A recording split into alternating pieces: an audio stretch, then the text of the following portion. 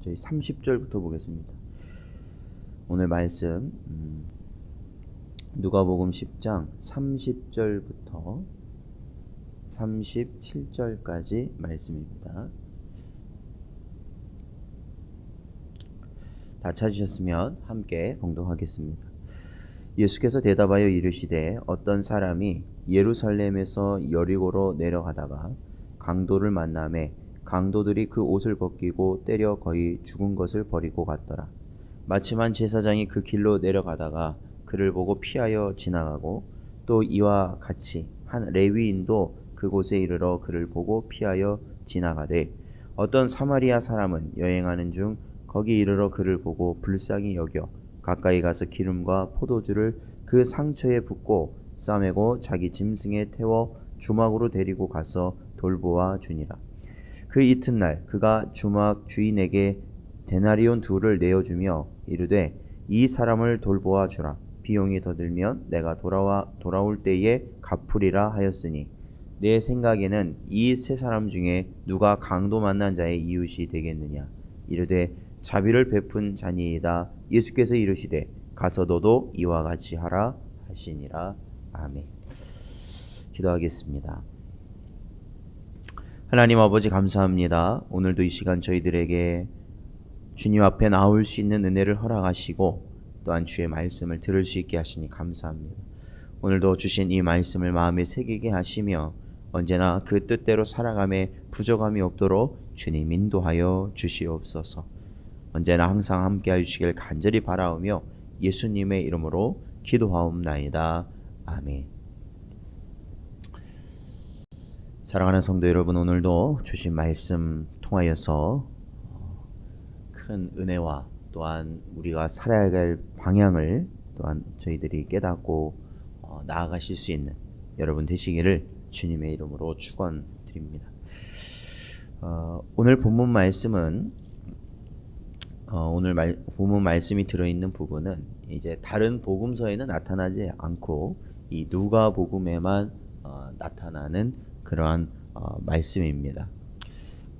그럼에도 굉장히 일반에게도 잘 알려진 부분이죠. 보통 이 사마리아인, 자비를 베푼 사마리아인에 대한 비유를 예수님께서 들은 그런 본문 말씀입니다.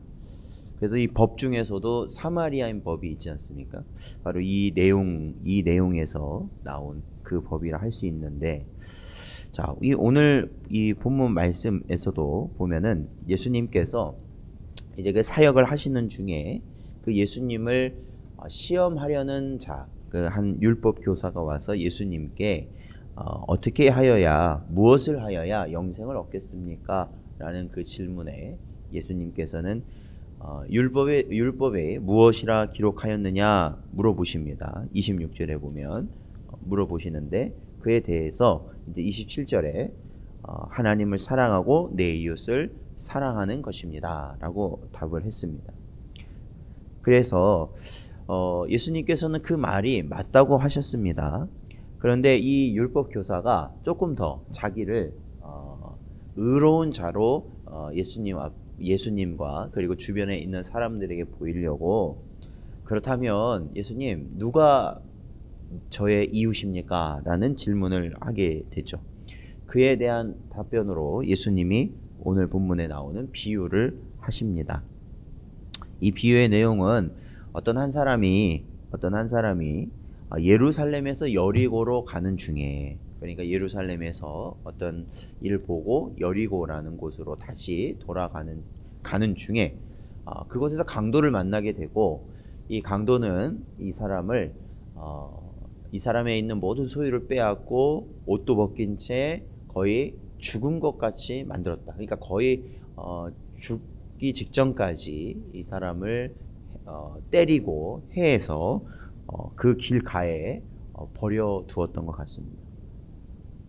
근데 마침 그곳을 지나가던 제사장이 이 사람이 쓰러져 있는 것을 보고 그는 그것을 피해 가였다. 그리고 레위인 역시 그 사람이 쓰러져 있는 것을 보고 피해 갔다라는 것입니다.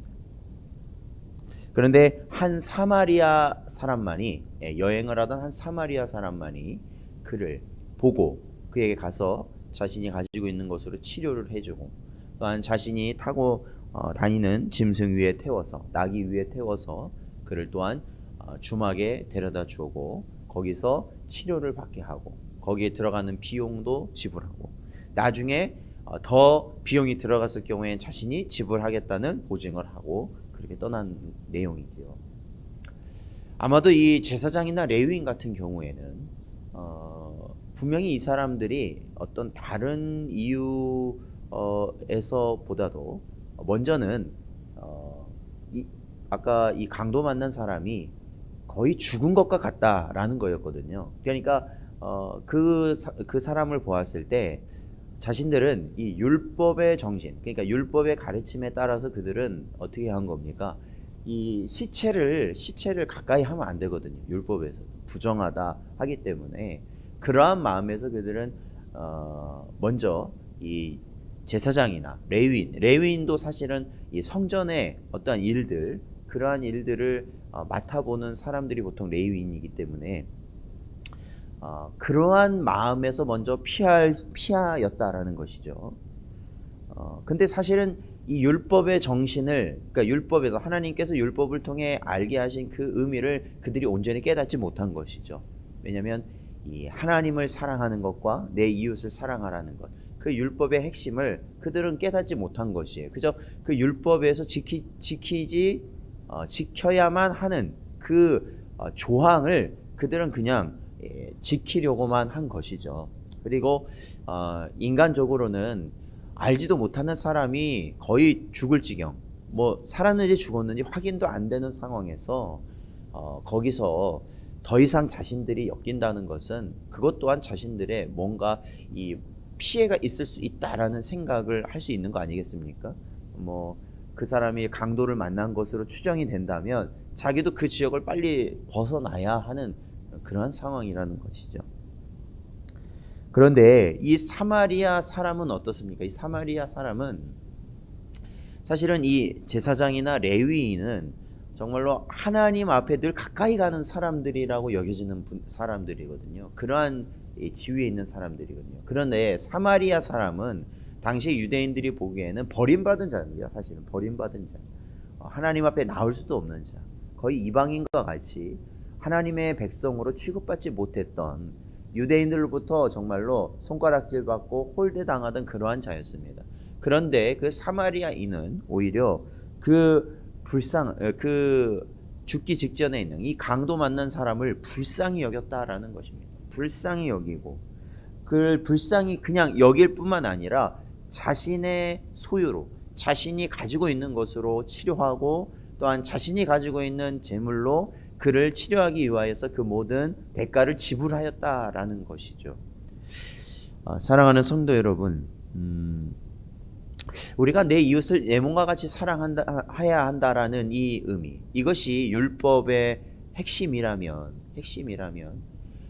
바리새인, 이 제사장이나 그 레위인 같은 경우에는 결국에는 거기에 나와 있는 문자적인 내용은 그들이 잘 알았을지 모르겠지만 그 율법을 하나님께서 우리에게 주신 참된 의미는 깨닫지 못했다라는 것이죠. 깨닫지 못했다라는 것이죠. 그러나 오히려 이 사마리아인은 어떻습니까? 사마리아인은 정말로 이 율법에 있는 그 정신을, 그 율법의 내용을 잘 온전히 깨닫지는 못했을지 모르겠지만 중요한 것은 거기서 말하는 그 가치를 그는 알고 시행했다라는 것이죠. 알고 시행했다. 오히려 율법에 대해서 전문가, 잘 아는 사람들은 오히려 그 하나님이 주신 그 뜻을, 그 사랑이라는 뜻을 그들은 버렸지만 오히려 하찮게 여겨지고 정말로 아무것도 아닌 자들은 그 하나님의 뜻을 알고 그대로 시행했다라는 겁니다. 그렇다면 우리가 내 이웃에게 어떻게 하는 것이 이웃에게 행하는 것이겠는가? 정말로 내 이웃을 사랑하는 것인가? 오늘 이 사마리아인의 모습을 보면 그는 그 사람을 불쌍히 여겼다라는 겁니다. 그 사람을 불쌍히 여겼다. 불쌍히 여겼다.